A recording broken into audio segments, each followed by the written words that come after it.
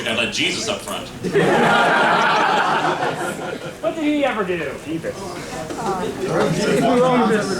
Yeah, he's over there. Hi, Jesus.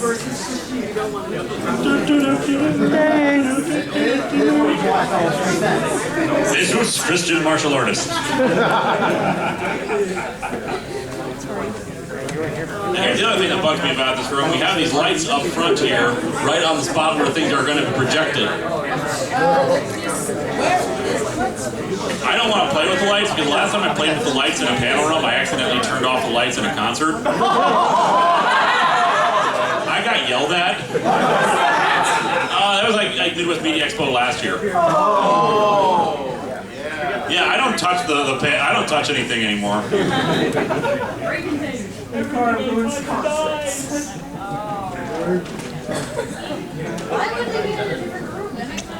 Because it was basically they had split a large ballroom, which you normally would be a big huge room, into 3 rooms. Well, this isn't split. How many people were in I don't know. I just know that someone came around and said, "Hey, you would touching these, get out!" And I did as I was told. in the middle of your show? A lot of conventions actually rent out their equipment from other people, so they get kind of pissed off when other people touch them who are not supposed to be touching them. It's true. So, is that everybody? I'm here. Does everybody have their 3DSs out in street passing? Forgot mine. I had it yesterday. Although it'll probably fill up really quickly because I've been trying to get through them as quickly as I can each day. You're at 3 million in Warriors Way. I got Yep. down. I got 3 million in Warriors Way. I hate you. I love you. Oh, someone's in the door there. Hello. There's a spot behind me right here. There's a single right here. Oh, we're just taking photographs. Panel hasn't officially started yet for another 5 minutes, so you're good.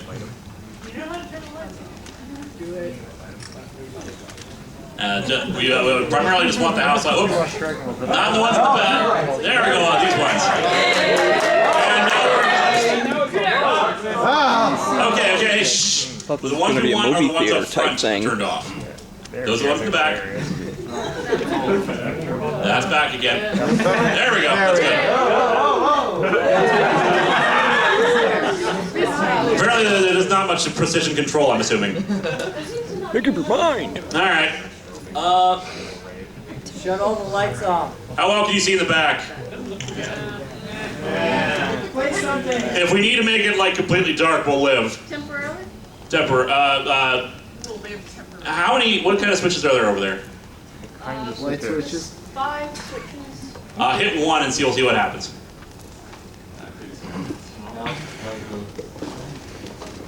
That like did nothing. Oh, there was home first. In the back behind you. Well, that's a start. Now hit 3. Oh, that in fact made it brighter. You know, well, there's no winning. I think there are still some chairs, sirs, if you're here to sit down during it. There's one right here. Okay. And there's one. We just can't win, can we? Definitely it does not sit. All right, why don't you try one more time, see what happens. Make it dark. Surprise me. That'll do. Yeah, it's automatically turns itself off. You know what? I'll live with this if you guys are okay with it because, you know, once the actual thing starts. There it is. We don't need a minute for my eyes to adjust and I can read off the script. Mind you, once this switch is over, we'll be good. This makes my job harder. It'll be really fun for my camera because right now the autofocus is probably going nuts.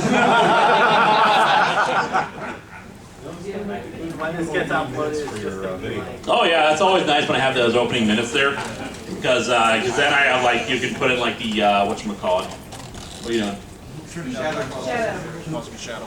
Oh, okay. Thank you. Yeah, so like it's always a nice opening bit because of course anytime I do a live show I try to put in like the name of the live show before I actually start talking. Because as you may have noticed, I'm a bit of a blowhard. Love the sound of my own voice. I think we're at 359 right now. Anyone who cut 358 still? Anyone who comes in is gonna be like, oh, hello, someone just came in. It's gonna be like, what's going on?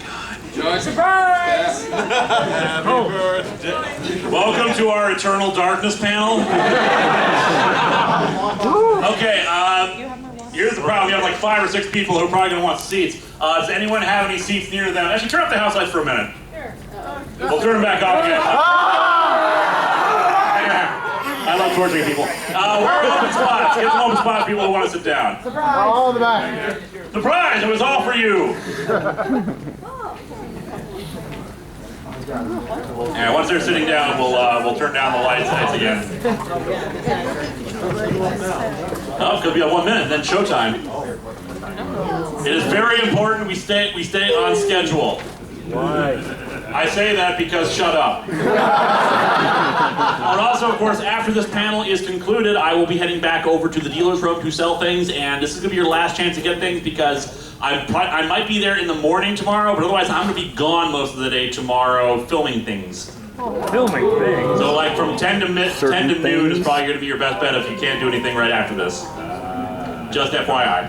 All right. So where is your 4 o'clock. It's right inside the area, the dealer's room. Once you get inside from, like if you just cross over from the lobby entrance to the, dealie through the restaurant or whatever. Sit down. You can have a seat, man, wherever. And then we're gonna start. We can turn down the lights again. Actually, wait. Yeah, No, wait. sit. Enjoy the. Okay, there you go. Now you can sit down somewhere. Oh, enjoy the middle of their aisle. This is a fire hazard, I'm sure. I'm alive! All right, we all ready? Yep. All right, let's do this. Do it! Do it! That has become the new Colossus roar. Do it! Yesterday, said tomorrow. All right, hello and welcome to Victory of Atop the Fourth Wall Live.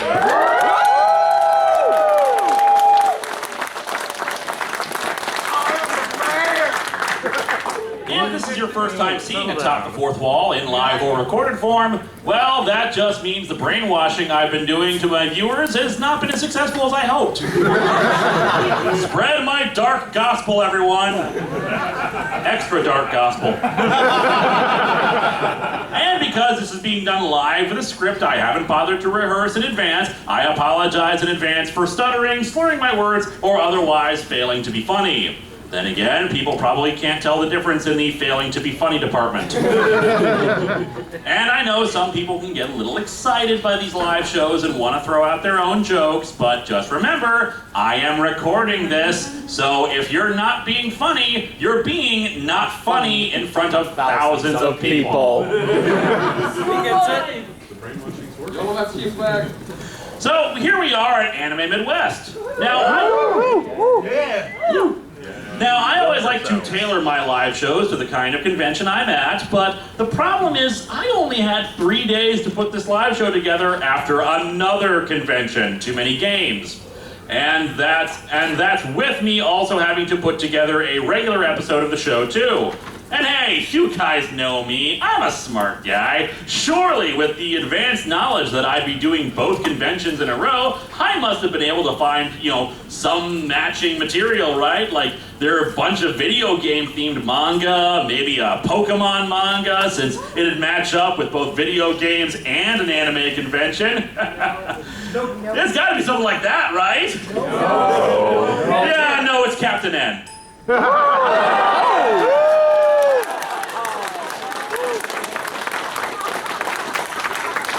Really fun thing. We had the Channel Awesome Q&A yesterday where they brought up the Captain N comic, and I'm just kind of like holding my tongue. Yes, Captain N, the Game Master. Beloved hero of people who watched Nintendo-themed cartoons as a kid. Yeah. Unless you watched the Super Mario Brothers Super Show, in which case Lou Albano was your beloved hero, and that's probably a better thing. I did. So, here's what I don't get about this kid. Did he go to Nintendo University, or that massive friggin' N just a coincidence, and his leather jacket had an N on it, and I said the sentence wrong, and I screwed up the joke. Next joke! Yeah, maybe that was answered in the series. I don't know, I didn't watch it. As a Genesis kid, I was watching the truly quality shows that challenged young, fertile minds. You know, Adventures of Sonic the Hedgehog. We open with Princess Lana as she watches a bunch of TV screens depicting various video game characters fighting their nemesises. Welcome to Videoland, a planned community. Here, Kid Icarus flies against the forces of the underworld before he's shot down in Duck Hunt. And yes, I know his name is Pit, but it's what they call him in the story. Here, space hunter Samus Aran battles the hordes of Metroid. Boring. Why not show us some kind of Federation force in the same universe instead? Here, Little Mac punches out his opponents on his way to the title. All of his opponents declare him to be too op in this game. Also, gotta love how we've got a battle for the fate of this land, and one of the important struggles that Princess Lana is watching over is a boxing match. I don't know, maybe she had money riding on it or something. But of course, while there are heroes, there must also be villains. Oh, God. First up, there's Mother Brain here. Moisturize me! Oh, she's hideous. Mother Brain changed all that by uniting the forces of evil on all worlds to form a single deadly alliance that nothing could stop. Yes, the truly deadly combination of an eggplant, a boxer, Grizzly Adams, and Donkey Kong interrupted in the middle of his shower. Gaze upon the legion of doom and despair. To balance out Mother Brain's forces, they needed a champion of their own to unite all the video game heroes. Because, you know, why would we expect the actual monarch to lead her people? No. Let's get ourselves a teenager with attitude. His name is Kevin Keene. Kevin alone had the knowledge of the video game world needed to defeat Mother Brain. Kevin alone possessed the game genie codes necessary to become a god of this world. Bow down before him, lest he alter the very fabric of existence itself. Welcome to Videoland, Kevin, where the games are real and the fate of the universe is in your hands. Ah, the original Digidestined. Turns out those 2 pages were just to get everyone up to speed, and we have a separate story for the first issue. The Fruit and Vegetable War. What? Ah, yes, the constant debate about the status of tomatoes. Truly, something called Fruit and Vegetable War really shows the importance and scope of Kevin's task as Captain N to defeat the forces of evil. We see Kid Icarus and Kevin flying out towards some floating islands in the sky. Kevin even equipped with his own set of Hawkman wings. There it is, Captain N, straight ahead. Cornucopia, the fabled island of plenty. You know, one of the legends about the cornucopia is that the original one was the horn of a goat named Amalthea that could provide infinite nourishment within itself. No joke there or anything, I'd just like to remind you all that Greek mythology is filled with stuff like goat horns that are equivalent to everlasting gobstoppers. Kevin wants to know what the hell they're doing here if this place is supposed to be so peaceful. It's simple. We're trying to raise an army to battle the Legion of Darkness, right? Well, an army travels on its stomach, and cornucopia has everything in the way of food. Wait, did Kevin travel all the way to Mount friggin' Olympus and not once asked what the hell they were doing? Wasn't at all curious about why Pitt was telling him to strap on the wings? Still, credit where credit is due. Thinking of the fact that an army needs supplies and food to keep going is good thinking. Although I would have thought video game characters would eat quarters. Before they can advance further, though, they are attacked by the pterodactyls. Air Force around here. Kevin will be declared a UFO and his involvement hushed up. Ba, ba, ba, ba. A million points if you get that joke. Look out! They're firing grape shot at us! They're shooting you with the blood of grapes? Also, is the plan to make them sticky? Ew. One of the pterodactyls disconnects Kevin's harness and makes him fall.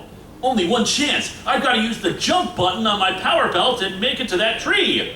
And naturally, by jump button, he means crouch button, since he falls sideways towards the tree, feet first. That's how jumping He works. is immediately confronted by these things. I get it. He's in that unreleased California Raisins game. Speak, stranger. Why do you block the path of Attila, the honeydew, general of the armies of Fruitopia? General of the armies of Fruitopia. We come to bring war to the armies of Snapple. Kevin introduces himself as Captain N, and Attila says they actually are honored to meet him, further explaining that they're at war with the land of Vegetania, who recently raided their land and kidnapped all the tomatoes that live there. The tomatoes were taken because the vegetables there believe them to be vegetables, and holy crap, I was kidding about that being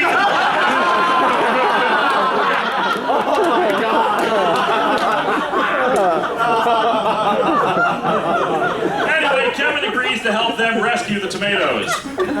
Meanwhile, Kid Icarus was taken prisoner by the vegetables and brought to their leader, King Pumpkin, who is a pumpkin. Because the creative team wasn't getting paid enough to come up with better names. So, here's a dumb question. Did nobody know the fruits and vegetables in this place were sapient? Because otherwise it seems like Kevin and Pitt came here to eat all these people. Anyway, the king recognizes Kid Icarus and has him released. King Pumpkin explains his side of things to Kid Icarus, saying that the tomatoes are perfectly happy here among their own kind.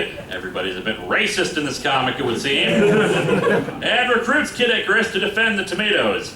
He's sent off to battle, but it seems all is not as it appears, thanks to Grima Eggplant here.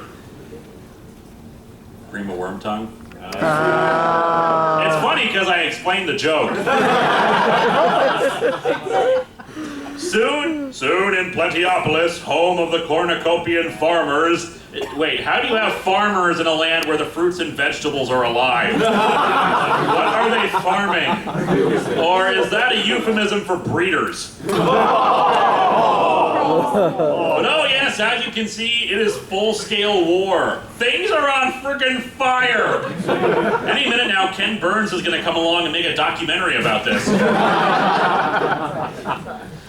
How goes the battle, Corporal Kiwi? Not too well, General. The enemy sunk 2 of our banana boats on the Sea of Ambrosia. We've run out of cherry bombs, and our strawberries are in a jam. Oh dear God, they hollowed out the skin of their fellows to make boats, employ suicide bombers, and their troops have literally been pulverized. I feel like this story was made to make vegetarians pissed off. Kevin, meanwhile, is starting to have second thoughts about this war. And they say video games make you desensitized to violence. Here's your proof right here about how wrong you are. They are. I fail. Also, Kevin gets shot in the ass by Pitt. Comic absurdity to the rescue. Pitt and Kevin argue for a moment about their respective sides, but Kevin reassures Pitt that tomatoes are indeed fruit. You know, has anybody stopped to ask the tomatoes how they feel about things? No, of course. Anyway, for some reason, King Pumpkin has showed up to argue directly with General Attila, revealing that they were told of tomatoes being a vegetable by the Eggplant Wizard. Speaking of, the Eggplant Wizard has used the battle to sneak inside the legendary Temple of Fruit. So, fruit is not only what they are, but also the thing they worship. What? He's here to claim the Royal Raspberry, which appears to be rose quartz's gem embedded in a pineapple statue. Apparently, the gem would allow him control over all fruit. However, someone arrives to stop him. No, you, not now. Not when my plans are close to fruition. That's not even a pun. And apparently Apparently, Eggplant Wizard is so pathetic that he got defeated off-screen. We cut back over to the argument, and Kevin and Pitt teleport to them with the Eggplant Wizard, who admits he was lying about the whole thing. Wait, if they can teleport, why did they have to fly up? I'm sorry, we've been duped. Okay, that was a pun, but it was an awful one. We should have never let it come to war. I feel like such a melon head. Me too. Let us go. People have died. And we end our war story with more... Oh, I actually had the wrong page there. And we end our war story with more puns. I will spare you all of them, because how the hell do you end on that kind of note in the face of all this needless spilt orange juice? We're not done yet, though, because there are 2 more stories in here. First is Every Dog Has Its Day. But does every blob have its day? When is Captain N gonna team up with a boy and his blob? That joke, Boy and His Blob, it's an NES game. We know. This worked over much better at the video game convention. Anyway, this is the secret lair of Uranus, Lord of the Sky. And yes, I know it's spelled differently, but I still want to make a dozen different Uranus jokes. But I'm classier than that. So anyway, Urine here tells Mother that the Palace of Power is currently undefended save for 1 guard. Thus he wants to send his army of skeletons to it. My skeleton warriors fear nothing. Oh yeah? Look out, it's osteoporosis! And thus enjoy this exclusive footage of the last great skeleton war. However, this is a short story as we see our heroes returning home from their mission to see the skeletons in a quick retreat. Why? Because the guard they left behind was Duke, Kevin's dog! If they hadn't been skeletons, your dog would be dead and your entire resistance ended. Also, the skeletons had swords. They could have stabbed the dog. I mean, it's not like the dog had any place to bury the bones it took from you guys. Anyway, our final story is Money Changes Everything, wherein we see that Samus is about to ground pound our heroes. Good, we'll more than likely get a better story out of it. But it's actually just to warn them of several monsters that were about to attack them. You are fortunate I was nearby. Zebes is no place for weaklings. Or at least no place for people without hand cannons. Yeah. After Kevin shows off his own skills with the zapper, Samus introduces herself. Goshicus, Princess Lana! Samus is super dupericus! I'm so glad this writer remembered that annoying speech quirk you had that doesn't it. I'm so glad that this writer remembered that annoying speech quirk you had that doesn't make any sense. I mean, seriously, did whoever invent this think that Icarus was a silly made-up word or something? Probably. Well, Samus is a veteran of many impossible missions. Samus is a superpowered cyborg. Samus is the greatest space hunter in the Galactic Federation. Samus is standing like 5 feet away from you, so maybe you should stop talking about her in the third person. Samus is a woman? Yeah. Wow, suddenly I'm even more attracted to her. Our heroes have come to this planet to intercept a shipment of Zebatite that Mother Brain needs to survive. Samus says she's happy to help, but that she wants the 1,000,000 credit bounty on Mother Brain's head. Who's paying for that bounty exactly? I thought Videoland was being conquered by Mother Brain's forces. Wouldn't killing her be worth it in itself? Anyway, Samus is attacked by enemies that sap her suit strength. The gammas drain my energy. My battle armor is going super critical. Without energy, I have 50 or 60 seconds before it goes up like a supernova. Wait. Well, that's a bit of a design flaw, wouldn't you say? Lose power equals self-destruct. Long, well, relatively short story. Kevin plays through the level quickly and retrieves an energy tank for Samus that restores the suit. Power, knowledge, skill, incredible. That is quite a boyfriend you have there, princess. He's not my boyfriend. Good. Kevin is a teenager. Oh, Samus, you pedophile. Ooh, here's a brain teaser for you. Pedophile Samus or Other M Samus? Which was a worse characterization? Other M! He doesn't even hide it either. They're in the middle of a mission and Samus offers him the chance to join her after they defeat Mother Brain. Lana, pissed off and jealous, even though, as she admitted, they're not in a relationship, tells them they have a job to do. And Kevin, being the stereotypical gamer of the late 80s and early 90s, doesn't really care about girls and just wants to shoot something. Kevin's zapper is useless against the canisters of Zevatite and Mother Brain on a nearby screen informs him that his weapons are useless. Which makes me wonder why the hell Mother Brain doesn't coat every single thing she owns in that stuff, so her primary threat is no longer, well, a threat. Samus launches a missile at the Zevatite, and that is then completely ignored in the next panels as Mother Brain asks what the hell Samus's deal is.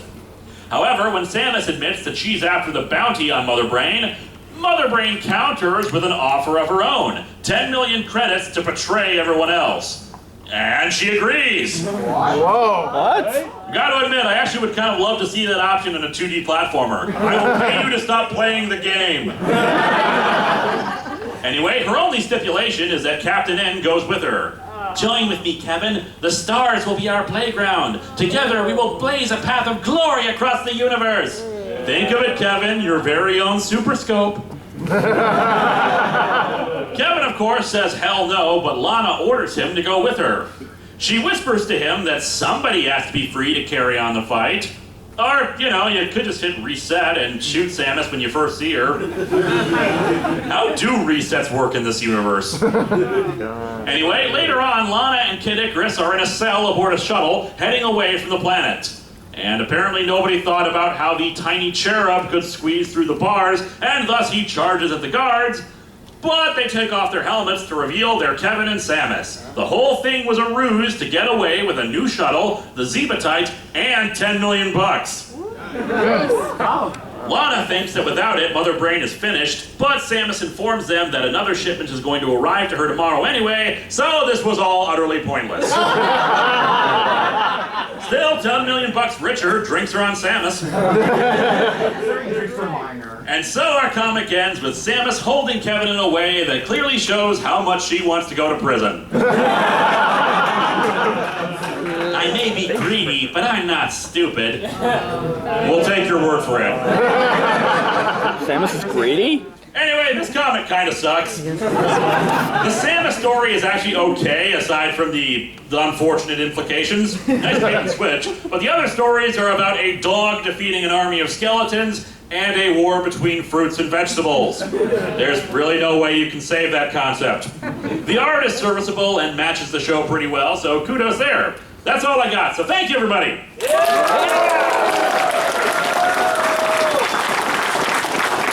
Alright, we got 38 minutes left. So I have Monday's episode. So are you all interested in watching that, or would you prefer Q&A? Either one. Monday's All right, enjoy this little fun thing. Hello and welcome to Atop the Fourth Wall, where bad comics burn. Excelsior, my friends! Ah, Stan Lee. Many Marvel Comics characters are ascribed to be his creations. He's a beloved comics icon, one of the last remaining Golden Age creators still alive, and he appears in pretty much every Marvel movie to the point where Deadpool should wave to him when he shows up in his movie. He's a good cat, although we won't hold that against him.